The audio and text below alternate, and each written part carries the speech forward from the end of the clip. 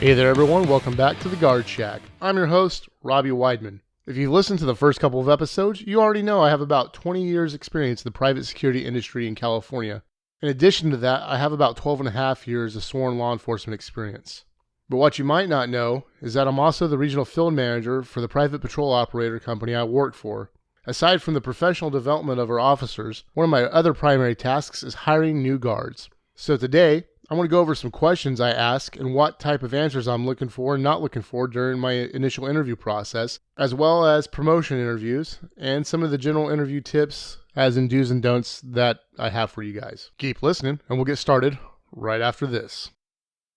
Starting off, I'd like to say you'll hear me say us and we a lot today when referring to the company I work for.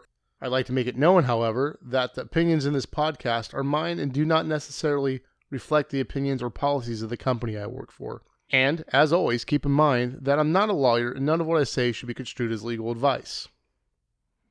Let's get started on initial interviews.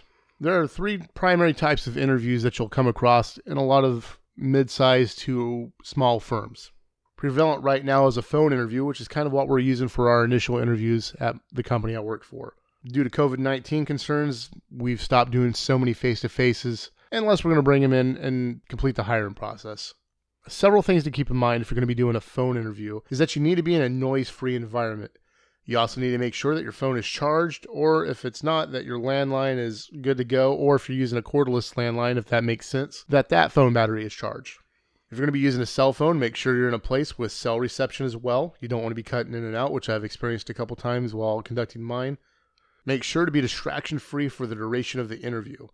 Keep in mind that the interview could start early or it might start late. It just depends on the interviewer. You also need to be prepared for the interview to be potentially lengthy. Another type of interview that we're pretty much all familiar with is the in-person interview. It's kind of the most traditional one there is out there. In my opinion, I'd rather do a face-to-face so I can judge people's body language and just kind of get a feel for them overall. We'll go into some do's and don'ts of in-person interviews as well as phone interviews later on.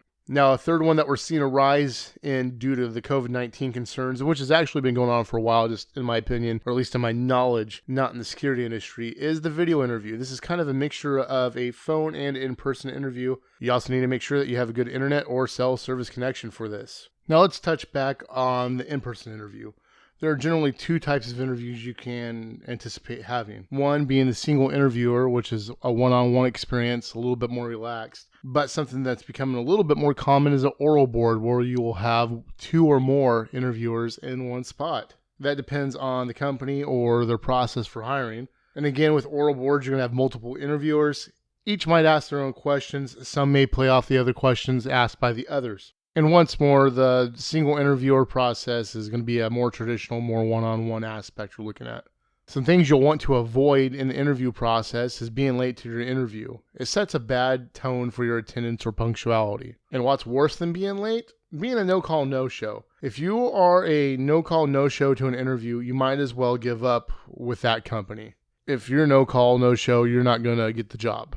Another thing to avoid would be swearing during your interview. I've had people doing great in an interview only to start dropping F-bombs randomly out of nowhere once they became comfortable with me. For that reason, I did not recommend them to proceed further in the hiring process, as you could imagine. And yes, I'm aware that people in our industry and in real life swear, but it makes for a bad first impression. I touched briefly on swearing in episode 2 in regards to command presence, so if you haven't listened to that, go ahead and listen to episode 2 and find out what I had to say back then.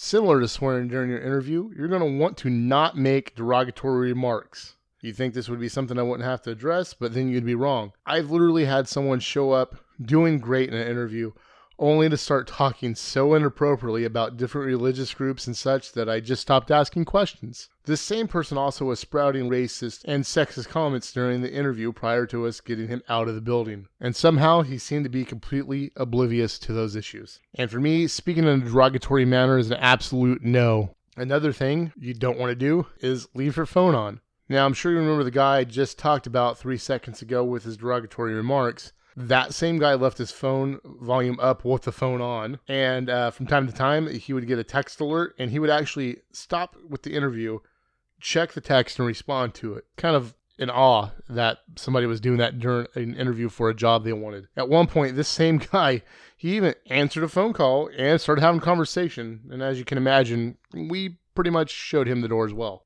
Something else to think about is don't go talking crap about other security companies. Sure, I know we all do it at some point, but especially don't do this during an interview.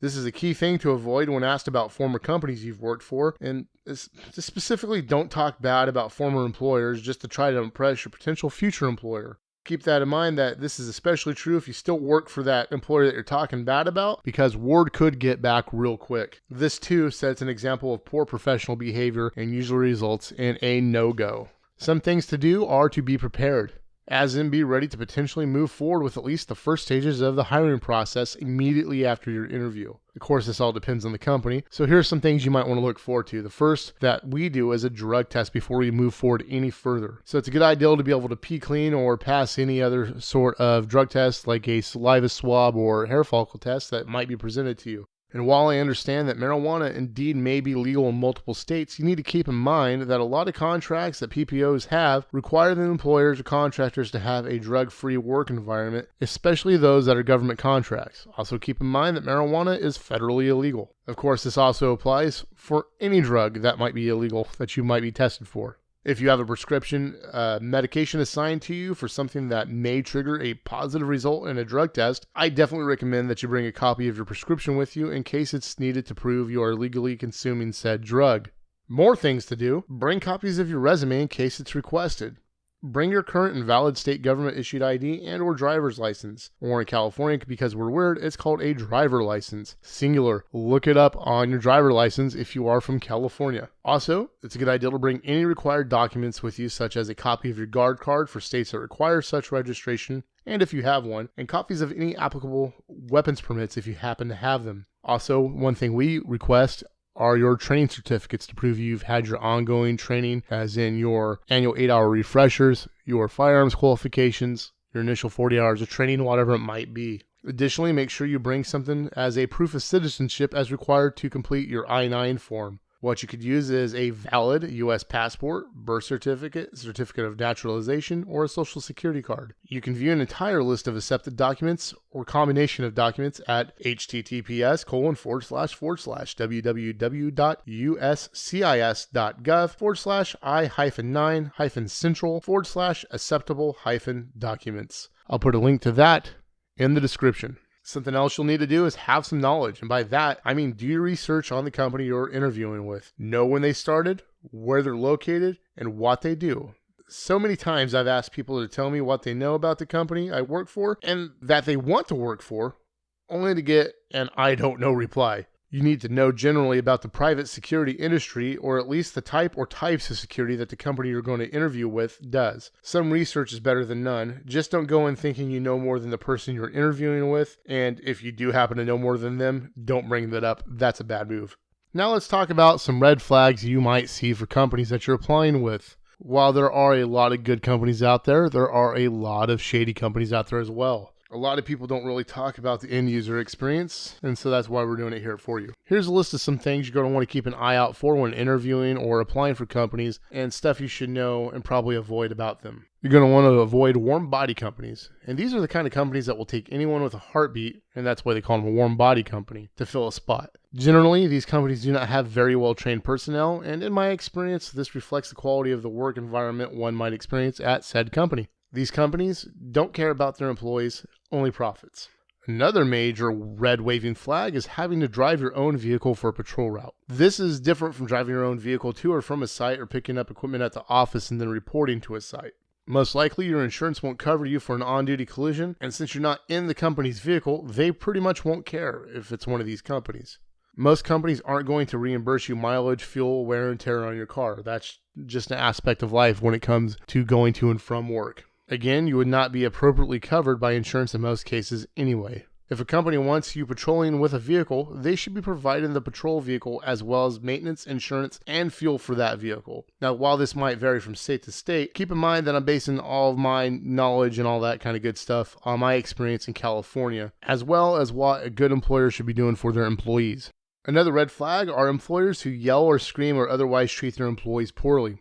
While I believe this is generally an illegal thing nationwide, it's also an immoral and unethical way to do business. You do need to know the difference between an angry butt chewing and a passionate light a fire under them kind of speech. One is like having a fun fight with your ex, that's sarcasm, and the other is like a speech from a coach to encourage you to do better. These types of coach-like speeches are generally acceptable. One of the biggest things that people run into, especially when they're dealing with smaller companies, are companies that do not pay their employees. Yes, there are companies out there who stiff their employees on paychecks. In California, at least, your check must be available on the day and by the time specified as their pay date. Also, per California Assembly Bill 1311 from 2016, security guards are required by law to be paid no less than once weekly. The web link for the full text of AB 1311 will be posted in the description, as it's a doozy in length, so look below, find that, and you can read the whole thing. If you're in California and you're working for a PPO and you're not getting paid weekly, you might want to wonder if they're watching the laws, because they're definitely not following them if they're not paying you weekly as required. This requirement of weekly pay most likely varies state to state, so check for other requirements outside of the state of California. Another big flag is if you have to pay to work for a company. No company should require you pay for their specific training to get started.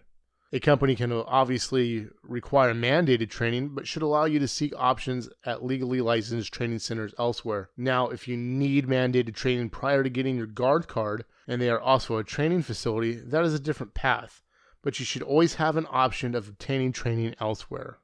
If a company requires you to take their training to get started, that's where you should have some warning buzzers going off. Again, your mileage may vary from state to state on those issues. And once more, my experience is based on California, where certifications from a training facility that is currently licensed through BSIS is generally acceptable for training. And when in doubt, trust your gut. If you don't feel comfortable with a company during an interview, you probably won't be comfortable with them while you're working for them. Now let's move on to section 2, and we're going to go over some interview questions that I ask. Let's talk about some questions I ask during an interview. Keep in mind, this is just a random sample of things I ask during an interview, and I generally follow up on anything I have questions on or just want someone to elaborate on. While most of these questions don't deal too much with security, my interviews are based around trying to find out what kind of personality the candidate has, in addition to if they'd be a good fit in the security industry. I do this as quite a bit of our candidates come to us with no training or experience, or from companies that do a completely different type of security. On to the questions. The first question I generally lead with is to have the candidate tell me about their security experience. I'm looking for the total amount of time they have in the industry, and that gives me a general background of their experience. Another question I ask is what related permits do they have, like their firearms qualification card, their baton permit, taser certification, chemical agent certification, all of that. This lets me know what they may or may not be qualified for. I also have a miscellaneous section where I detail any related information that I usually don't necessarily ask about. The next question I would ask would be, what are their career goals? It lets me know if I can count on them being a long-term employee or not. It's not really a deal breaker, but it does give me an idea if I should count on them long-term, or if maybe they're using us as a stepping stone to get into law enforcement or corrections. I always ask what attracted the candidate to our company. I just really want to know why they picked our company over all the others. And I sometimes get the answer, well, you just popped up during a job search, which lets me know they weren't necessarily looking for a job in security. And again, this one's not necessarily a deal breaker. I also ask them what kind of employment they're looking for, like full-time, part-time, temporary, what have you. And that's just a generalized questions to help me decide if we could use them based upon our current staffing needs. I will also ask them why they're leaving their current job or if they're still working. This lets me know if they're maybe looking to improve the quality of work or life they have, if they worked for a bad manager or employer in the past, lost their job for reasons beyond their control, or maybe got terminated for something that would be an issue with us. I also ask, what do you know about the private security industry? This lets me know if, one, they're new, if they've done any research into what they're getting into, or two, if they've been around for a bit, if they've learned anything during their time in the industry. Another big thing I ask is who can detain people? I usually lead this question by asking if they know the difference between a detention and an arrest. If they say yes, that they know the difference, I go ahead and directly ask that question. If they say no, I explain the difference first, and this allows me to know if they know whether or not a private person, aka a security officer, can detain people. In California, guards or private persons cannot detain. Only sworn law enforcement can. Guards can only make an arrest for a crime committed in their presence generally. There are exceptions to that, such as felonies and the California merchant law, but I'm not going to go into that right now, and I usually don't touch on anything like that during the initial interview. I also asked the candidates to tell me what they know about our company. Again, this lets me see if they did any research on what they're getting into, or if we were just the first place to call them back for an interview. You should always do a little bit of research on the company that's calling you to see if they want you to work for them. Another generalized question I ask is where they're willing to work, and that is relevant to see if they may be willing to work at a different branch than they applied for as needed. It's not necessarily a deal breaker if they won't work in other places. It just lets us know for future scheduling. I also asked them to give me an example of a situation at work where they feel they went above and beyond what was required of them. This gives me some insight as to their work ethic. I also asked them to describe a time for me that when their work was criticized. This lets me see how they handle criticism. In this job, or at least where I work, constructive criticism is the name of the game sometimes when it comes to educating the employees. I also have them tell me about a difficult assignment they've had and how they dealt with or resolved it. This lets me know a little bit more on their problem-solving skills and their thought process. I also ask how they would go about establishing credibility with our team. This tells me what they're willing to do to make it known to us that we can count on them. I will also ask them what the qualities of a good leader and what a bad leader are. This lets me know if maybe I should keep an eye on the candidate if hired for promotion potential. It gives me an idea if they truly understand what bad leadership is, or if they simply just don't like being told what to do. Another generalized question that I asked generally during our interview is for somebody to tell me about their availability. Again, this lets me know more about them for scheduling purposes. And one of the final questions I ask is what they expect to make starting off per hour with us. That lets us both discuss the starting wage for the job. It gives me an opportunity to break down the basics of the pay structure, as well as it helps them decide whether or not they'd be willing to take an offer of employment if extended with us. Let's move on to section 3 and touch on briefly about promotional interviews. A lot of what I'm about to discuss will be based on the process used by the company I work for in selecting new supervisors. If you're given a pre-interview assignment, you need to do it properly. Submit that letter of interest or intent and submit it separately via hard copy or PDF, depending on how it's instructed to be done. If you're given a project, you need to complete it on time, if not early. You're going to want to dress as required.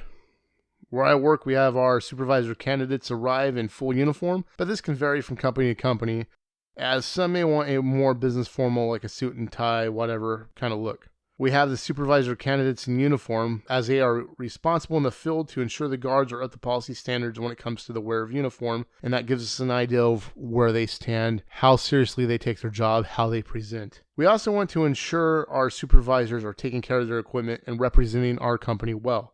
You're going to want to do your homework before you show up for your promotional interview. And by that, I mean you need to know your company policy very well. You need to know your management and administrators by name and or ranks, if that's applicable. You need to know the general history of the company. Know the requirements for guards regarding your state. For an example, in California, guards must possess any permits they're utilizing on their person at all times while on duty, in conjunction with a valid government-issued photo ID.